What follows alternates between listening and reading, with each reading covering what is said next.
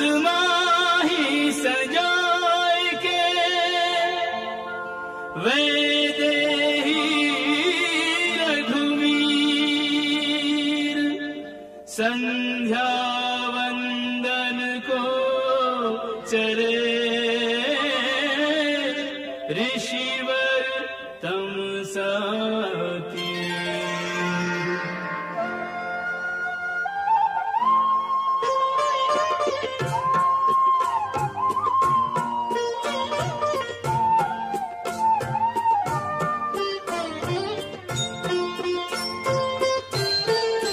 नारद की बखानी लीला नैनन में छबिती आवे, चितराम के रस में भी जो कछु गावन को बुलावे।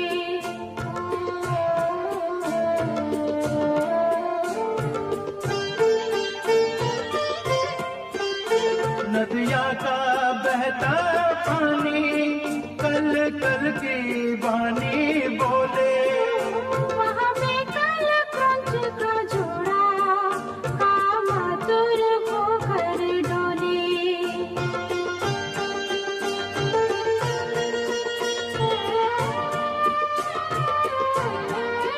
तब वाल्मीकि ने देखा एक व्याध वहाँ पर आया, रत क्रीड़ा करते जोड़े पर निर्मम ने बाण चलाया।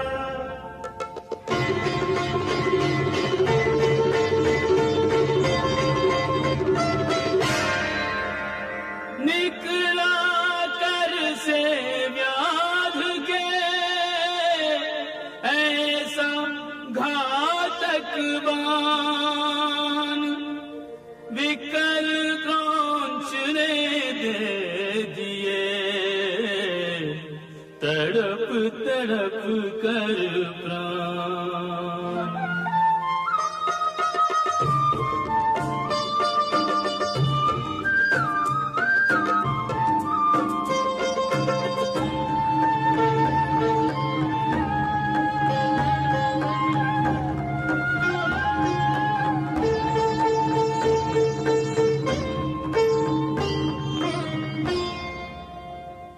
अधम शिकारी तेने पाप कियो भारी, जोड़ी करने दे यारी तो ही तरस नायो है। काम मग्न पंछी ने की कीड़ा में विघन डारो, वहाँ दुख दीनो तेने कहा सुख पायो है। जीवन उजारो मेरो मैं दिखा बिगाड़ो तेरो, विरह के अगन में मोहे क्यों डरायो है।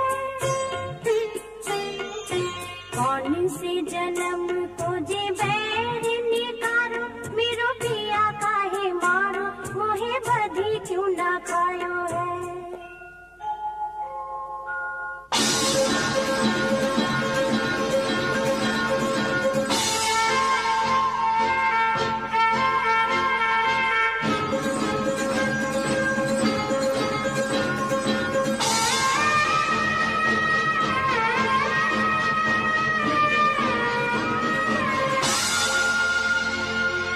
क्रौंची अधिक न सह सकी, प्रिय विछोह का ताप, ऋषि ने पंछी देख मृत दिया बधिक को श्राप। मां निषाद प्रतिष्ठां त्वम् अगमा शाश्वती समा, यत् क्रौंच मिथुनादेकम् अवधीह काम मोहितम्। पल भर शांति न पाएगा तू जीवन भर व्याध, तूने काम निमग्न खग मारा बिन अपराध।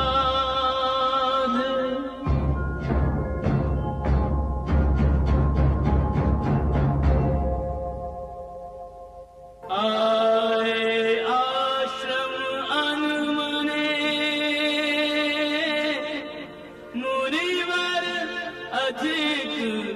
अधीर, सोच रहे किससे कहें अंतरतम की पीर, मुनिवर अधिक अधीर।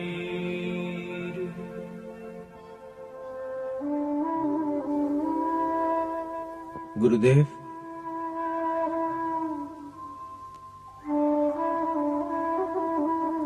आप बहुत अशांत हैं। हाँ वत्स, उसका कारण? सर्वप्रथम तो ये कि हम इस क्रौंची की व्यथा से भावना में बह गए और हमने जो क्रोध किया वो तपस्या के नियम के विरुद्ध है। हमें क्रोध नहीं करना चाहिए था।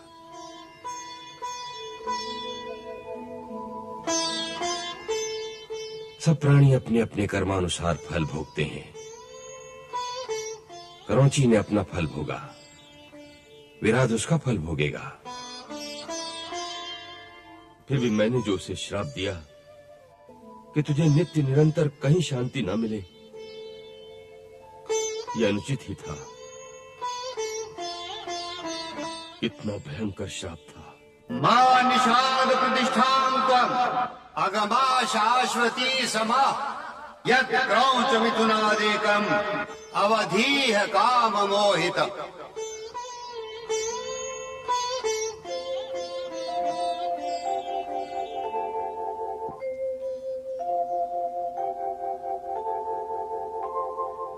मां निषाद प्रतिष्ठां तुम् अगमः शाश्वती समा यत् क्रौंच मिथुनादेकम् अवधीह काममोहितम्।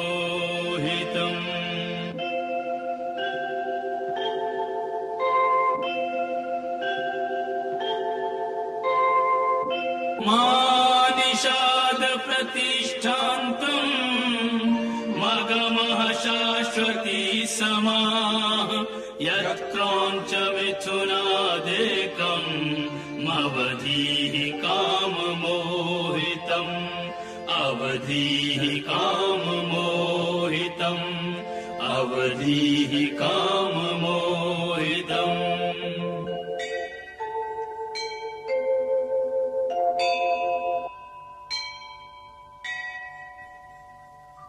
भरद्वाज जी। गुरुदेव, देखा तुमने, सुना तुमने?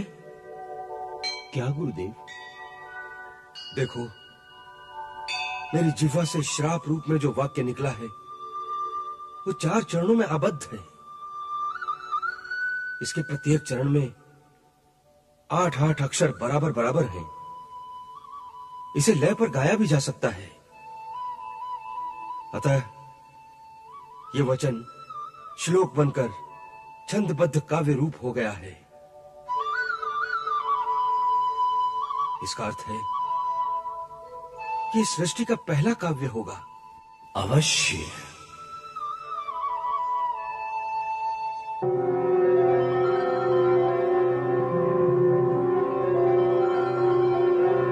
प्रणाम ब्रह्मदेव।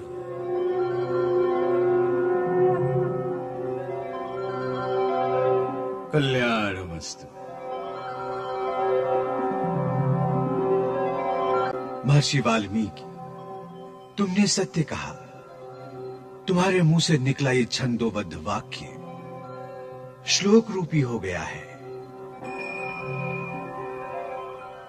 मेरी प्रेरणा से ही देवी सरस्वती ने तुम्हारी जिह्वा पर वास करके इस कल्प में भूतल के सबसे पहले काव्य की रचना कराई है।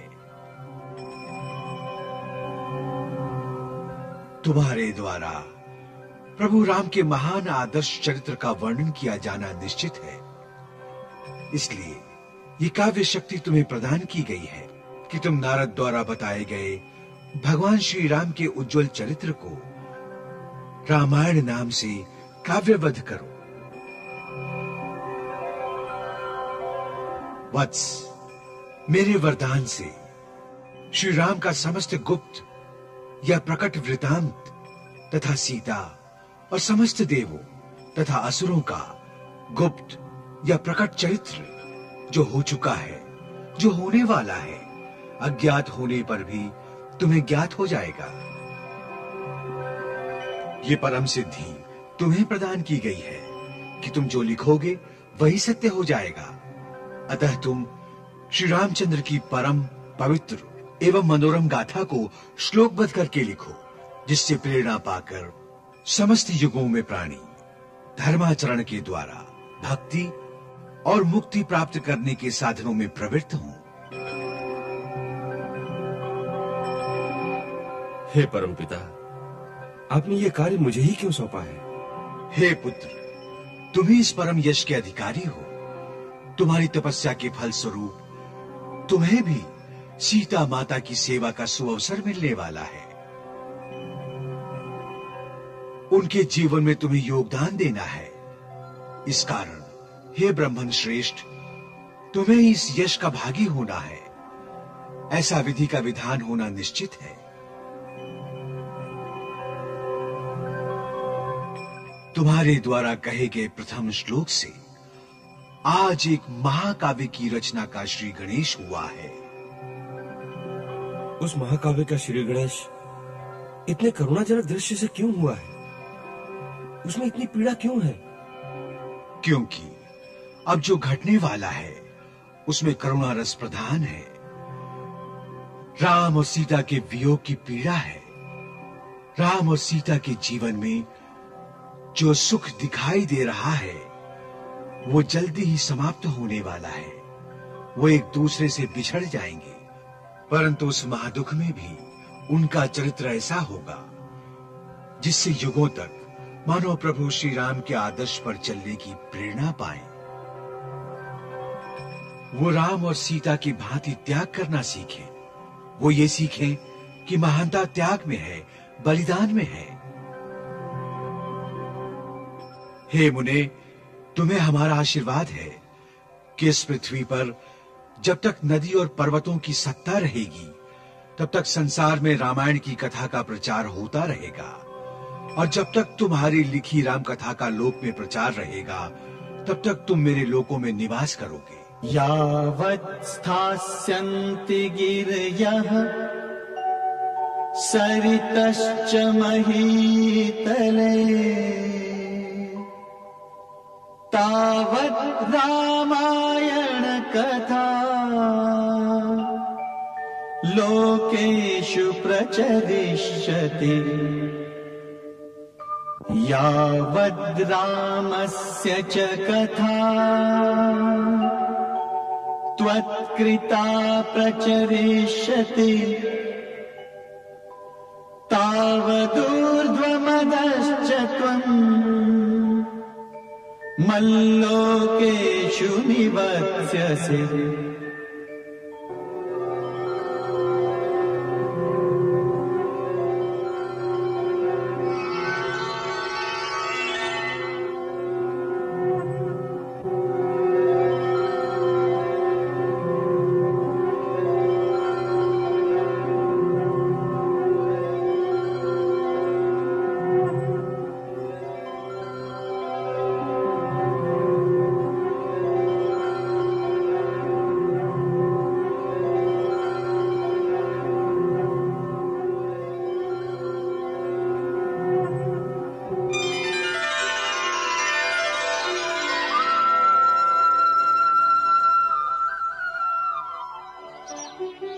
श्री ब्रह्मा और नारद जी की प्रेरणा से जब वाल्मीकि ने रामायण महाकाव्य लिखना आरंभ किया, तब ब्रह्मा, शिव और नारद आदि के साथ कागभुशुंडी ने भी उन्हें प्रणाम किया।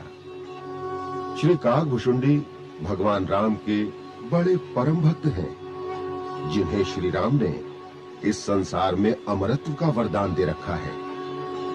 कागभुशुंडी के आश्रम में सदा सर्वदा राम कथा की गंगा बहती रहती है, जिसे सुनने कई बार स्वयं भगवान शिव भी हंस के रूप में आ जाते हैं। जब वाल्मीकि ने रामायण महाकाव्य लिखना शुरू किया, उन दिनों पक्षीराज गरुड़ उनके आश्रम में राम कथा सुनने आए हुए थे।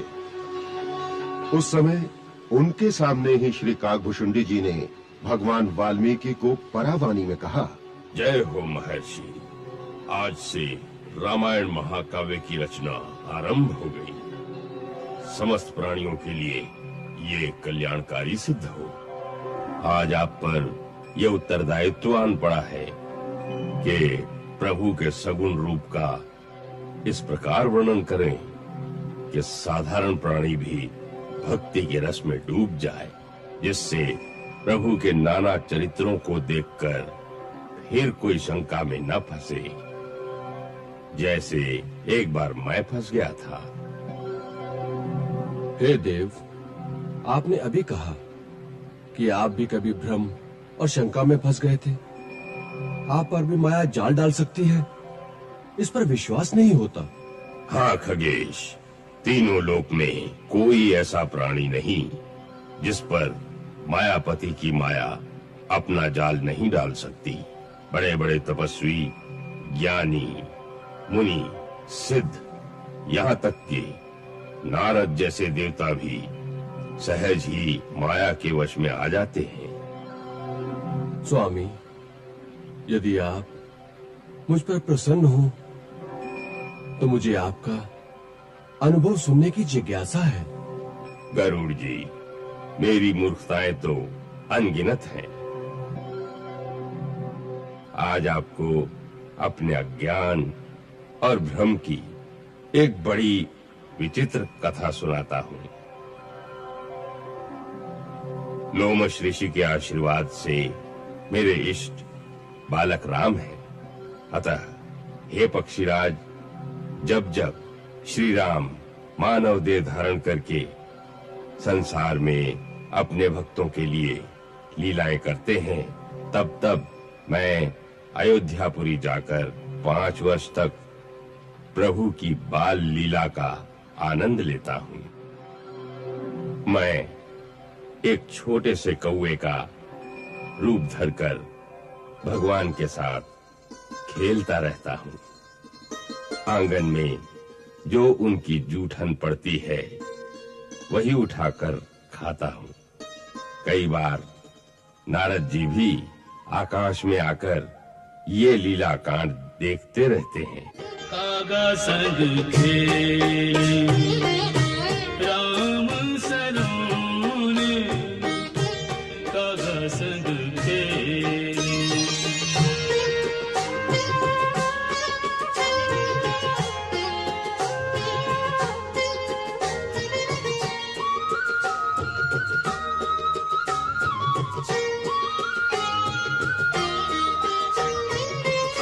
धरनी परे पुनि पाछे धावत, कागा हरि के हाथ न आवत।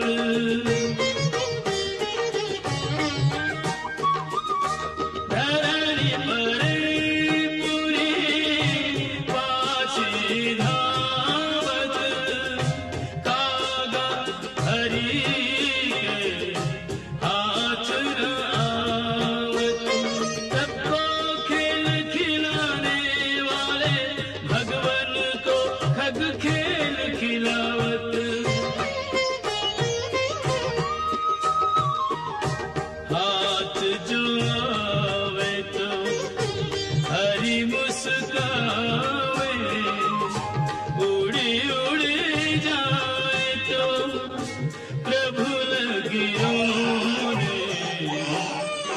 इसी प्रकार एक बार श्री राम जी के संग खेल रहा था। दासी अंदर दूध लेने गई थी।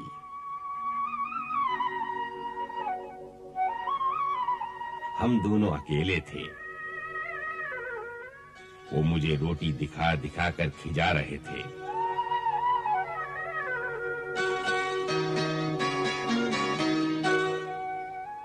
मैं पास जाता तो पकड़ने की कोशिश करते।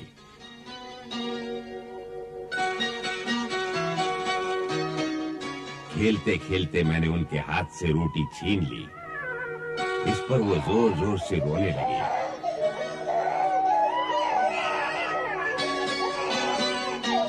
इस प्रकार उनको रोता देखकर अचानक प्रभु की माया ने मुझे भ्रम में डाल दिया। मैं सोचने लगा कि क्या यही है तीनों लोगों का स्वामी, जो इस प्रकार रोटी के एक छोटे से टुकड़े के लिए बिलक बिलक कर रो रहा है। ये सोचकर मैं उन्हें छोड़कर महल से उड़ गया।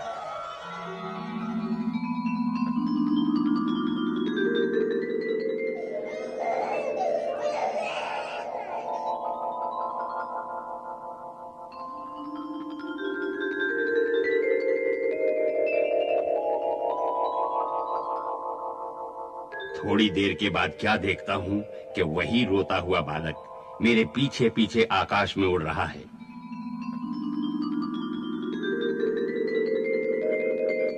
मैं जहां जहां जाता वो बालक मेरे पीछे ही आ जाता। मैं बहुत अचंभे में था। लोकालोक भ्रमत मेरी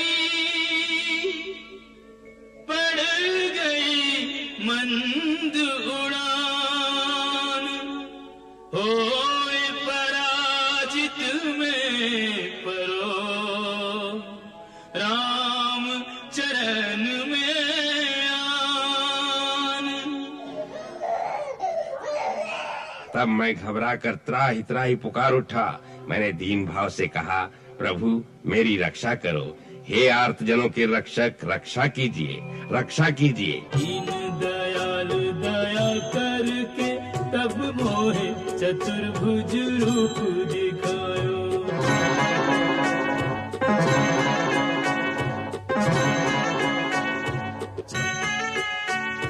काग रे काग तू मांग रे मांग, तेरो अनुराग मेरे मन भायो। संपत्ति देहूं के सदगति देहूं, वो देहूं मैं आज जो तोहे सुहायो। रिद्धि के सिद्धि के मुक्ति मैं देहूं के देहूं, वो दान जो कोई न पायो। रिद्धि के सिद्धि के मुक्ति मैं देहूं के देहूं, वो दान जो कोई न पायो। उनकी प्रेम भरी वाणी सुनकर मेरे अश्रु आ गए, परंतु मैंने मन में विचार किया कि प्रभु ने सब सुखों को देने की बात कही है, परंतु जो वास्तव में सुखों की खान है वो भक्ति देने की बात तो प्रभु ने कही नहीं। ये सोचकर मैंने प्रभु से विनती की कि प्रभु मुझे ये सब कुछ नहीं चाहिए, मुझे तो केवल अपनी भक्ति प्रदान करें। हे काग, तुम स्वभाव से ही बुद्धिमान हो, इसलिए तुमने सुख नहीं मांगे परंतु सुखों की खान भक्ति मांगी। तुम जैसा कौन बड़भागी होगा जो ऋषि मुनि जप और योग की अग्नि में शरीर को जलाकर करोड़ों यत्न करके भी नहीं पा सकते। तुमने वही भक्ति मांग ली। तुम्हारी चतुराई पर मैं रीझ गया हूं। अब मेरे प्रसाद से भक्ति के साथ समस्त शुभ गुण भी हृदय में वास करेंगे। तुम मेरे निर्गुण और सगुण दोनों रूपों को पहचान जाओगे। काल तुम्हें कभी नहीं मार सकेगा। कल्प के अंत समय प्रलय काल में तुम्हारा अंत नहीं होगा।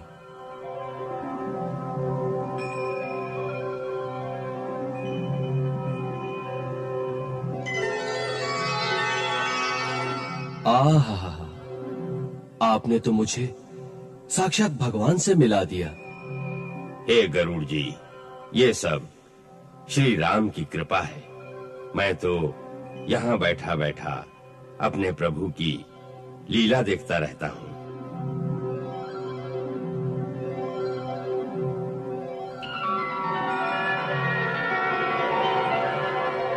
प्रभु श्री राम इस वक्त अयोध्या में हैं और अपने कक्ष में विश्राम कर रहे हैं। सूर्योदय होने को है। अयोध्या के राजश्री गायक अपने प्रभु श्री राम को जगाने के लिए सुप्रभात राग गा रहे हैं।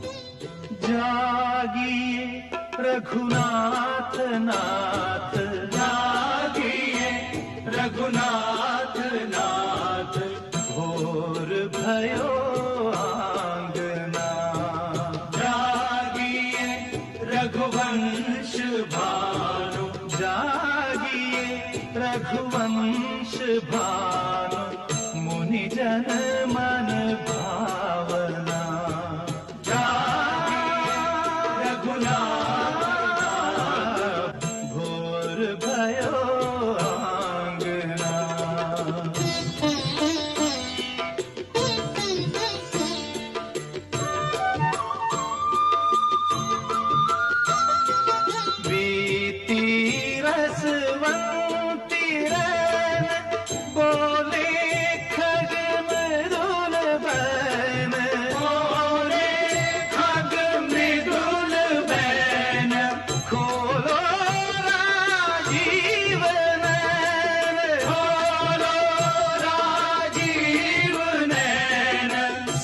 सुख सरसावना,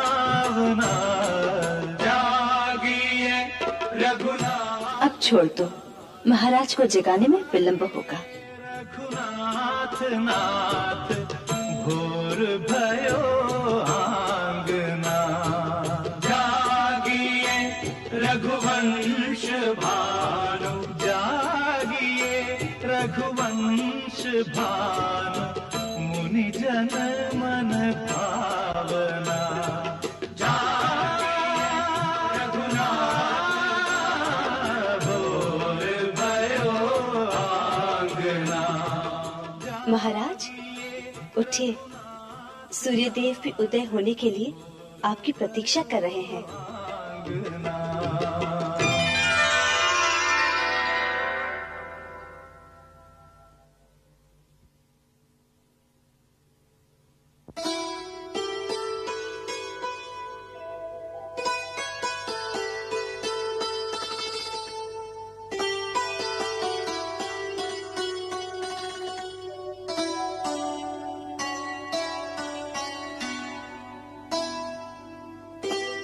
सीते, इन दिनों तुम मुझे महाराज कहकर संबोधित करती हो, बड़ा विचित्र सा लगता है। इस संबोधन को सुनने का अभी अभ्यास नहीं हुआ, इसीलिए खटकता है। राजा बने हैं तो ये संबोधन तो सुनना ही पड़ेगा। फिर तो मुझे भी तुम्हें महारानी कहकर बुलाना चाहिए। मैं आपकी महारानी थोड़ी ही हूँ। और मैं तुम्हारा राजा हूँ। अवश्य, राजा तो सभी के लिए राजा ही होता है। और वैसे भी राज्याभिषेक से पहले भी आप तो मेरे हृदय के राजा थे।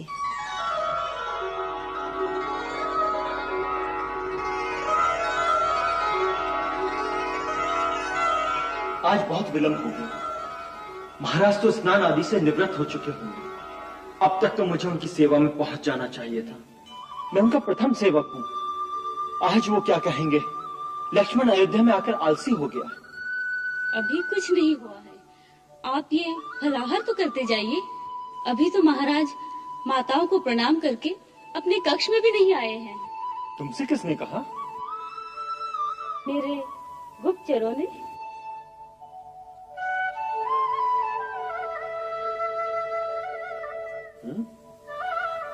तो तुमने भी गुप्तचर रख लिए। देखो, गुप्तचरी का अधिकार केवल राजा को होता है, हर किसी को नहीं। पत्नी को भी होता है। अच्छा, तो जब मैं वनवास में था तो मेरी गुप्तचरी किससे करवाती थी? दीदी से। उन्होंने मुझे आपकी सारी कथा सुना दी है। कौन सी कथा? शूर्पणखा वाली। वो इतना कह रही थी तो उससे विवाह क्यों नहीं कर लिया?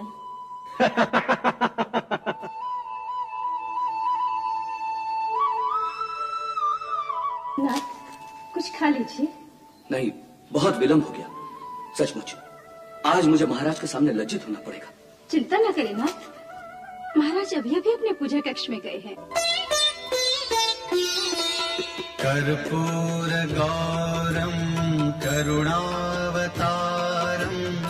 संसारसारं भुजगेन्द्रहारं सदा वसन्तं हृदयारविन्दे भवं भवानी सहितं नमामि।